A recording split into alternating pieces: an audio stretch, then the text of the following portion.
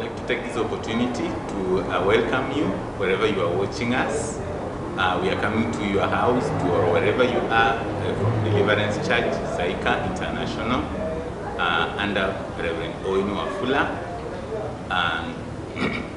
And we are glad that you are watching. We are glad that you have been following us. And if you have not been, maybe this is your first time, I just want to ask you, maybe you are watching from your friend's place or something like that, or from her phone. I'd like you just to follow us on our page, this is Saika, and you will be connected to us even as we continue coming to you with the teachings, biblical teachings, and even the teachings that will help you even assist your children at this moment of COVID-19.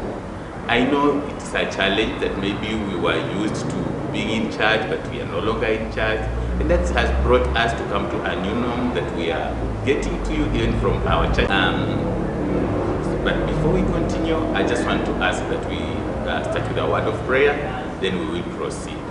So let's pray. Father, I want to thank you, want to praise you, want to glorify you because of your goodness, your faithfulness.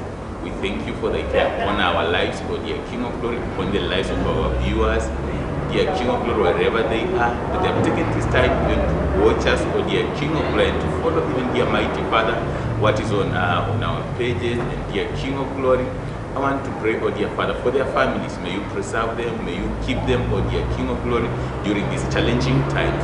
I pray, oh dear my Father, even as we share whatever we have in terms of what can help us in our day-to-day life, and even from the biblical aspect, as we grow their faith, I want to pray, dear Father, may you keep them even watching and listening to us, Holy One of Israel. We thank you, we praise you, and we glorify you. In Jesus' name we pray. Thank you once more. Welcome. And this is sort of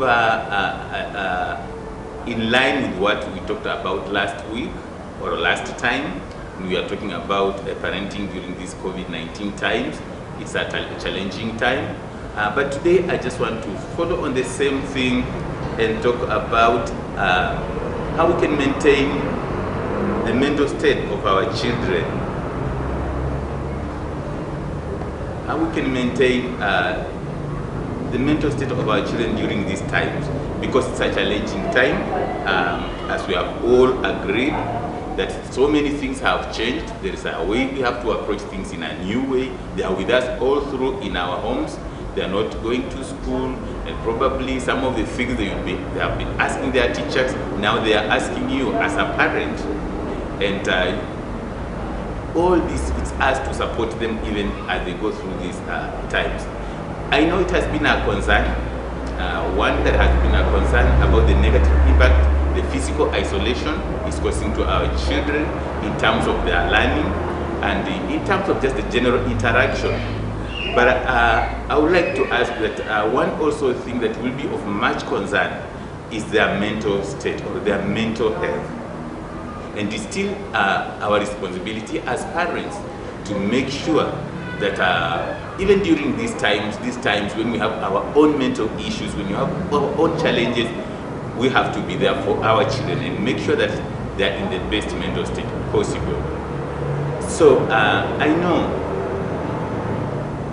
so lately there has been a concern that there is and some experience, our children are experiencing heightened anxiety because of isolation from their friends in school, from their teachers. And apart from that, I know at this moment we are very careful where our children are going. We are very careful who are they visiting. Even our own relatives, we are not that willing to release them to go there. So this sort of puts them on an island, that as much as they have their neighbors, as much as they have their uncles, their aunties, they are not that free to visit. And therefore, in these challenging times, kids' mental health needs to be our priority. We need to give it a high priority. And I know much has happened. Much we have tried to do in our own ways. And maybe when this COVID time started, we thought it would be 1 month, we thought it would be just some weeks, but it's getting on. And even in our state of having been Therefore, then we are getting to a point where we are feeling like, oh, it's getting too much. I've had some parents say like, oh, let this thing go away. Let schools open, that our children will go back to school. Because some of us are already getting tired of being there for them. Some of us are already getting tired of maybe the nagging and whatever they are asking, the questions they are asking. These are the questions they have been asking their teachers. So as we begin, it is good that we just focus on to them and help them even as they go through. And therefore, I would like to take some bit of some teachings. I'm looking at one bit of building a foundation for good health. This has been part of what a group or experts who are calling themselves parenting ideas have captured. And I'd like just to borrow from them and share with us even as we continue. And we are looking at around 3 foundations that would help us even as we work with our children during these times. And one of the foundations is a healthy diet. I'm also looking at plenty of exercises and good sleep patterns.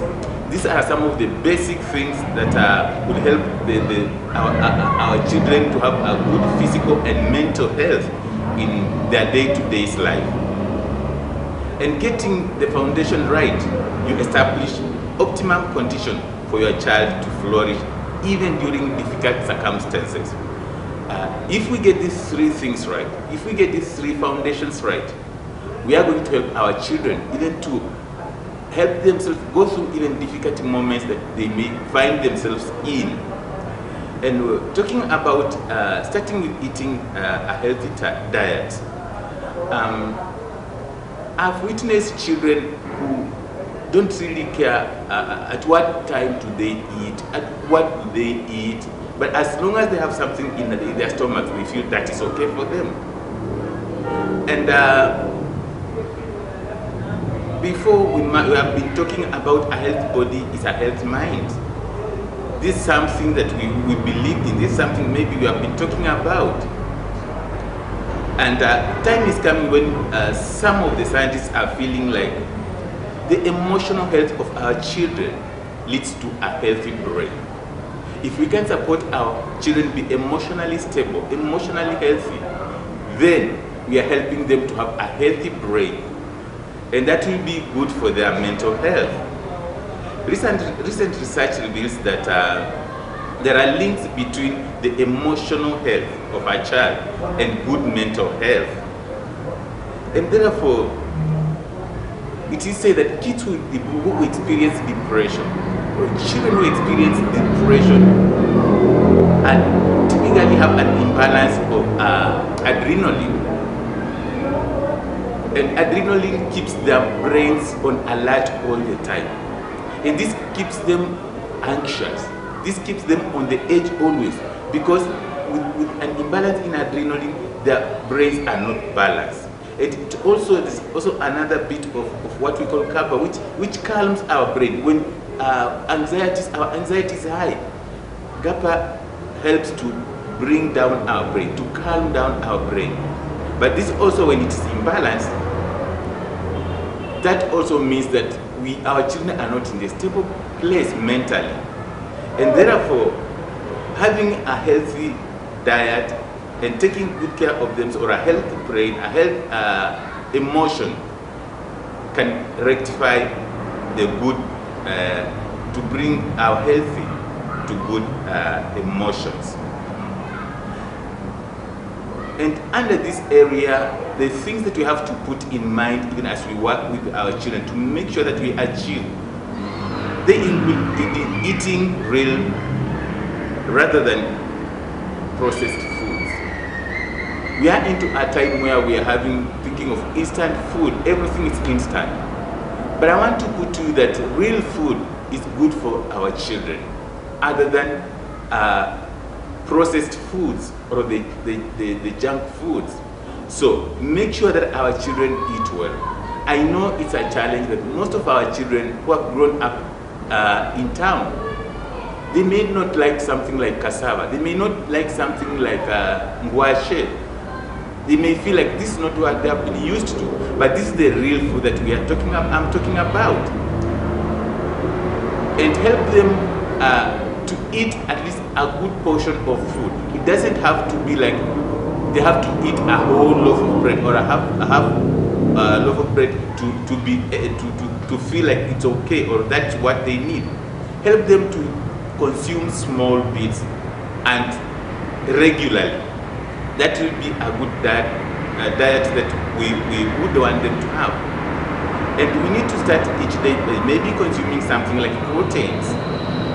Drink plenty of water. And also keep our children away from caffeinated drinks. This will help them very much, even to attain a balanced diet and even good mental health. The second one is getting plenty of exercise. I'm glad that most of the time nowadays in the mornings you'll find young people and even ladies and men out there exercising. As early as 5, they are out on the road exercising. This is a good habit. And this is what I would like us to bring to our children. Because exercising not only promotes good mental health, it's also a tool that kids can use to manage their mental states. In exercising and movement, it helps our children or endorphin to move through, or it sends our endorphin through our children's bodies and improving their moods and relieving tension and stress. As they exercise, as they move, as they make movement, this helps them to release the tension that they have. It relieves their tension and stress. It improves their moods because it promotes the movement of endorphin in their bodies. And by so doing, in this exercise, it may be like maybe they are taking a run, they are jogging, or they can just come out and do some exercises. And that's why I'm talking about exercise and movement. This helps so much. Also, exercise and movement relaxes the muscles and reduces the feeling of anxiety that builds up over time. It could be because of their being at home, they are sitting in their houses, and maybe also being on the screens. So with exercising, it helps them to relax the muscles and reduce the feelings of anxiety that has built over time. And in exercising, we are looking at starting a day with some movement, at least some jogging, some walking, some running, some jogging. That helps a lot. And we can do it also involves taking regular movement and game breaks. Probably in the day they are doing some maybe assignments from school. Let on their timetable, let them have a schedule that they'll have to break and do some exercise. Let them have a schedule that they'll have to break and just walk out there or play for some time, which will involve some movement. Let it not be a break that they are going to watch TV, but let them break and do some exercise, some movements that will help them, even as we have seen, up there reducing the anxiety and improving the moods and relieving tension. Also, it involves, like normally when they used to go to school, you realize that there is always a break, there is a lunch break, there is fast break, then there is games, they go out. All this is created to allow them have some movement, allow them do some exercises. They may move, that their limbs may be moved. And this also helps the heart pumping, which is also an exercise that will help them in their day. Another, and the third foundation involves maintaining good sleep patterns. And I know during maybe these times of COVID-19, as they are not going to school, at times they may want to stay on TV up to midnight, and some of them may stay on TV up to 1. Some of them may stay, even those who are using, maybe those who are using laptop, they may want to stay on their laptops up to late. And this is not a good habit. Attaining a good habit or a good sleep pattern benefits so much, and it has a far-reaching good or benefits to our children. It also helps in the learning of our children and in the memory and emotional stability of our children. And therefore, it's just good that we have a routine of at what time would you want your children to be in bed? What time would you want them maybe to watch TV and then go to bed so that they can go to bed early? I remember previously me talking about routine. So we have to set a routine, and we know that by 10 maybe we are supposed to be in bed and resting. Sleep restores the brain to optimum condition and rejuvenates the body, allowing hormones level elevated during the day to return to normal. Probably in the day you have been having so much to do. They have been into assignments or sometimes maybe activities you have given them in the house they have been doing, and they're feeling like they are so tired. They're feeling, or they have done something that maybe has heightened adrenaline in their body, and so as they sleep, this allows the levels of these hormones to go down and come back to normal. And also, it is said that sleep-deprived children experience greater anxiety.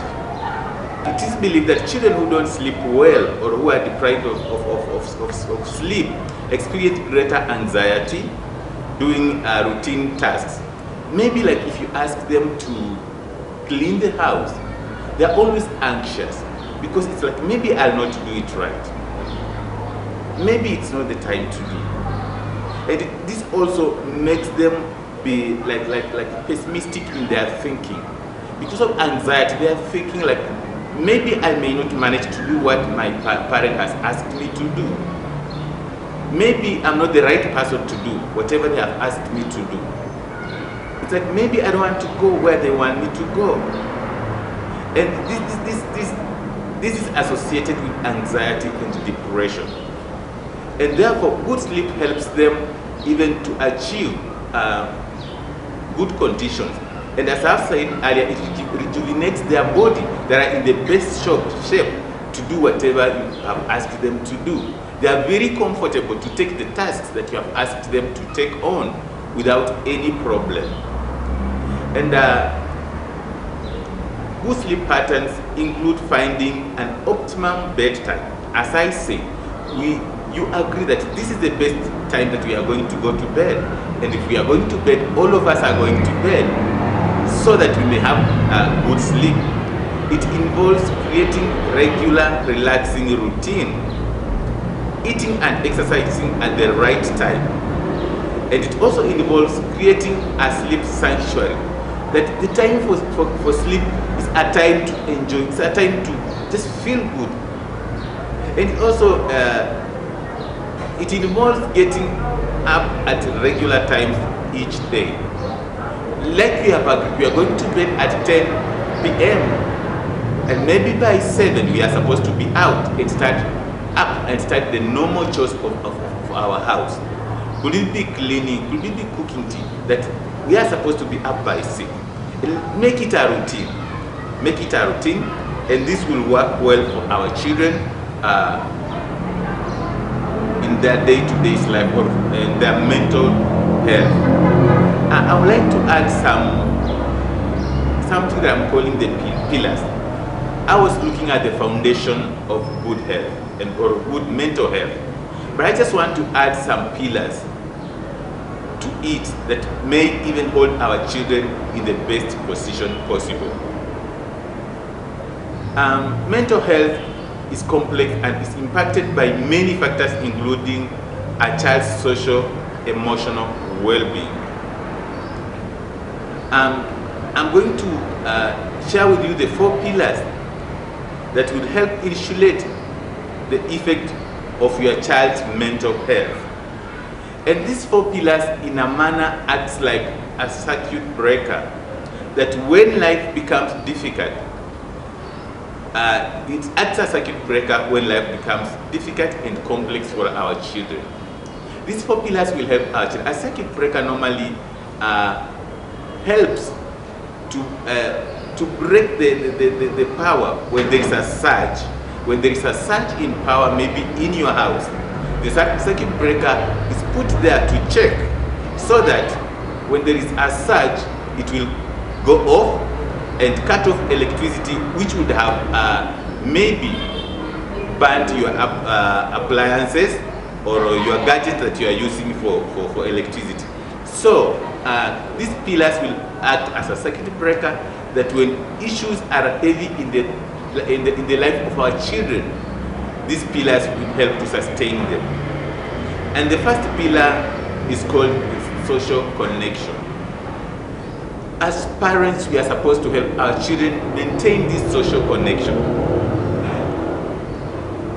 A social being always belongs, or as social beings, we long to be connected to other people, either our relatives, our friends, our neighbors, or groups, certain groups that we find ourselves comfortable with.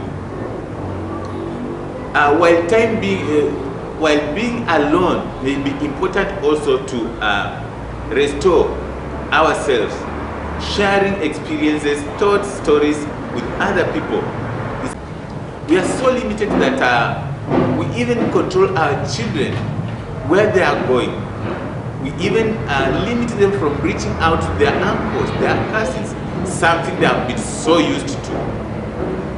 And therefore, at this particular moment, it is important that we create time for our children to be connected. We create time even for our family socializing, that they may just have time to talk, that they may have time to share their experience, thoughts and stories with us or with other people around them. And in this area, I would like to ask you that we may focus, or this area may include a one-on-one time with family members. Maybe just create time for your children, that you may just sit down and talk about issues. Let them share about how their day has been. Let them share maybe what they have been reading. It will be in their storybook. Let them take time just to share about it. Let them just share about their concerns, that they may be connected. This is a social connection that I'm talking about. Let them share with their, maybe a few peers they can reach out to. And maybe during the time they're in school, I'm not saying that it's just limited to these COVID times, but even when they're in school, it's good that they may just share with their peers from school, who are their neighbors. And even without this corona, let them share with the far community. Probably at the moment, reaching out to the far community, it will be through phones. And let them just call their cousins who are far off and just talk to them. Let them share their experiences where they are. And this will be very, very much helpful. Let them even share their goals. This will be very much helpful for them. I want to share the second pillar being the second pillar, like staying in the present. I know as human beings, our minds always take towards, they go away. We think of maybe the things that will make us very happy, both in the past and in the future. Our minds roam and go far. They imagine things even that they are far off from where we are. And they go back to the past. Maybe happy moments that will make us feel good. And at times they also roam and go to the sad moments that we have gone through in our lives. And even they go ahead of us, and we imagine how life will be in the future if we don't maybe attain our goals in life. And so our minds are not, if not controlled, they can go to far lengths. And therefore, they can either make us happy or make us even anxious. And therefore, our kids' wandering mind need to take a rest and settle in the present. That we may have them in the present. Talking about The kids' wandering minds need to take a rest. It is time that maybe we take time to help our children from having their minds going here and there, but that they may settle. And one of the tools maybe used is called mindfulness. It's called mindfulness. Mindfulness is an essential mental health tool that enables children to keep their minds in the present moment, allowing them to feel safe and secure. In mindfulness, we are talking about just your child sitting down and looking into themselves. It could be they focus on one thing, what is happening out there. It's like you close your eyes, focus on what is happening out there. Even as you draw back to yourself, you may come from the noises that are happening out there.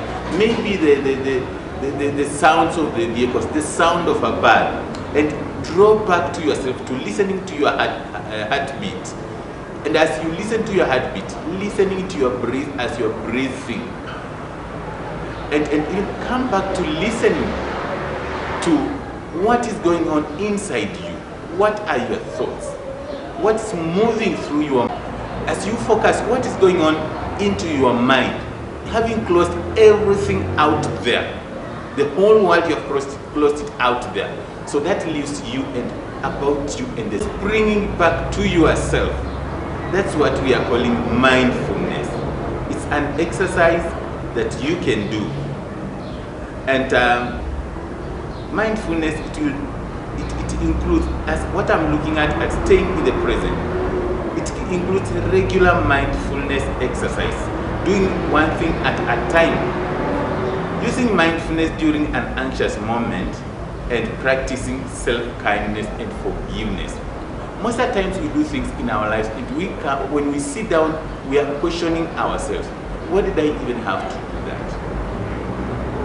What did I even have to, maybe, if maybe you're talking about your child, maybe you sent them somewhere and they did a wrong thing. And so they are asking themselves that it becomes very hard for them to forgive themselves. But mindfulness, as you look into yourself, you are able to focus onto yourself and forgive yourself and be kind to yourself. And therefore, in staying in the present, this will help our children to be in the present and not to worry about even the future. Like some of them, they are worrying, especially candidates, they are wondering what will happen if I don't do my exam.